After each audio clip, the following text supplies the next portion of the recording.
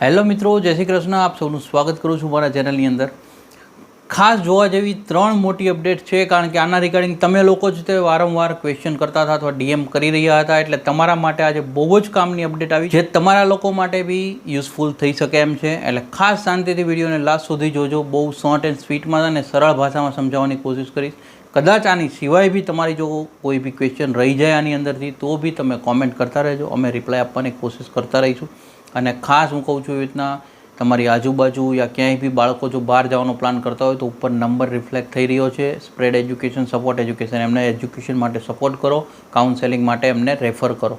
અને એ તમે જે રિફર કરશો એનો તમને ફાયદો મળશે. મેં તમને કીધું એની જેવું છે કે અમે કંઈક ને કંઈક તમને કહીએ છીએ કે જ્યારે બી એજ્યુકેશનને સપોર્ટ કરશો તો તમને કંઈક ને કંઈક રિવાર્ડ્સ મળશે.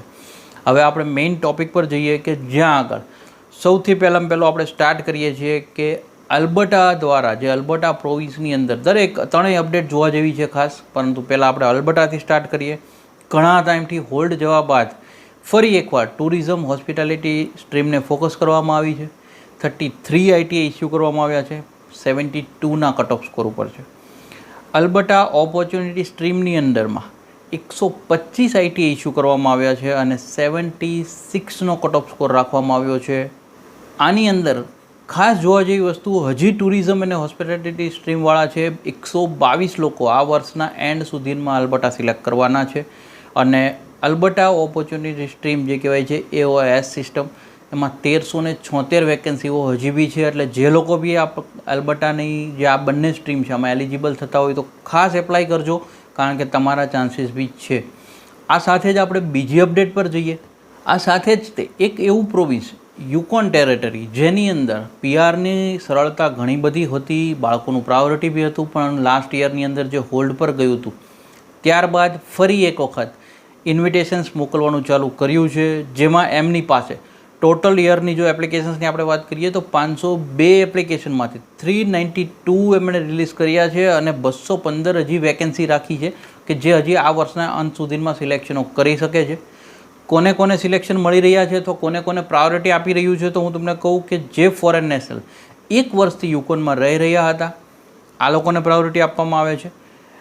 યુનિવર્સિટી ગ્રેજ્યુએટ જેણે યુકોન ટેરેટરીમાંથી પૂરું કર્યું છે એમને પ્રાયોરિટી આપવામાં આવે છે. અને સૌથી મોટી વસ્તુ જો આખું કેનેડા ફોકસ કરી રહ્યું છે, ફ્રેન્કોફોન કોમ્યુનિટી અથવા ફ્રેન્ચ સ્પીકિંગ કોમ્યુનિટીને ફોકસ કરવામાં આવે છે. જેમને ફ્રેન્ચ આવડતી હતી એ લોકોને પ્રાયોરિટી આપવામાં આવી છે. અને જે લોકો પાસે લેટર ઓફ સપોર્ટ હતા આ લોકોને પ્રાયોરિટી આપવામાં આવી છે. આ બધી જોવા જઈએ તો યુકોનને એવી બધી વસ્તુ કેવી હોય કે ભાઈ નાની નાની પ્રોવિન્સને કારણે એની કેપિંગ ઓછી હોય છે, પરંતુ ઘણી વખતે અમુક રીતે ડિમાન્ડ હોવાને કારણે બેનિફિટ મળી જાય તો એ વિદ્યાર્થીઓને ઘણો ફાયદો થતો હોય. અને એ ઉદ્દેશ્યથી જ અમારી પાસે જેટલી બી નાની અપડેટ બી હોય તો અમે શેર કરી દેતા હોઈએ છીએ, જેની કરીને કદાચ કોકને યુઝફુલ થઈ શકે. હવે આપણે ત્રીજી મોટી અપડેટ પર જઈએ. ત્રીજી મોટી અપડેટ કહું તો આ બી પીઆર માટે એક પ્રાયોરિટી આપતું એવું સેક્ટર પ્રિન્સ એડવર્ડ આઇલેન્ડ કે જે પ્રોવિન્સ પ્રાયોરિટી પીઆરની અંદર લેવી હોય, જેને પીઆર લેવું હતું. પાસ્ટમાં તો એવું હતું કે પીઆર લેવું હોય તો લોકો specially prince Edward island move થતા હતા. આમણે બી સિલેક્શન ચાલુ કર્યા છે. લેબર ઇમ્પેક્ટ એક્સપ્રેસેન્ટી બંને કેટેગરીમાં થઈને 168 નંબર સિલેક્શનો મોકલ્યા છે. અને આની અંદર હેલ્થકેર, ટ્રેડ અને મેન્યુફેક્ચરિંગવાળાને ફોકસ કરવામાં આવ્યા છે. જેની અંદર હું તમને કહું એવી રીતના સ્ટ્રીમ તમે ખાસ જુઓ, the skill worker stream, critical worker stream અને ઇન્ટરનેશનલ ગ્રેજ્યુએટ સ્ટ્રીમ. આ લોકોને પ્રાયોરિટી આપવામાં આવી છે. અને સૌથી સારી વાત પ્રિન્સ એડવર્ડ આઇલેન્ડની એક સારી વાત એવી છે કે એ બધાને પ્રાયોરિટી આપે છે. એવું નહીં કે પ્રિન્સ એડવર્ડ આઇલેન્ડમાં જ રહેતા હોય એમને 21 થી 59ની એજ સુધી અને CLB 4 બી હોય તો તમે એલિજિબલ થતા હોય તો તમારે એપ્લિકેશન કરી રાખવી જોઈએ, જેથી કરીને તમને બી આનો બેનિફિટ મળી શકે. આજની આ 3 મોટી અપડેટ જે અમારા પાસે આવી છે બને એટલી સરળ ભાષામાં તમારી સુધી પહોંચતી કરવાની કોશિશ કરી છે. જો વિડીયો સારો લાગ્યો હોય, માહિતી સારી લાગી હોય, કોશિશ સારી લાગી હોય, એક લાઇક કરી દેજો અને મેક્ઝિમમ લોકો સુધી વિડીયો સ્પ્રેડ કરવાનું ના ભૂલતા. Because spread education, support education, always આપણે એજ્યુકેશનને સપોર્ટ કરતા રહીએ. Thank you so much. જય હિન્દ, જય ભારત.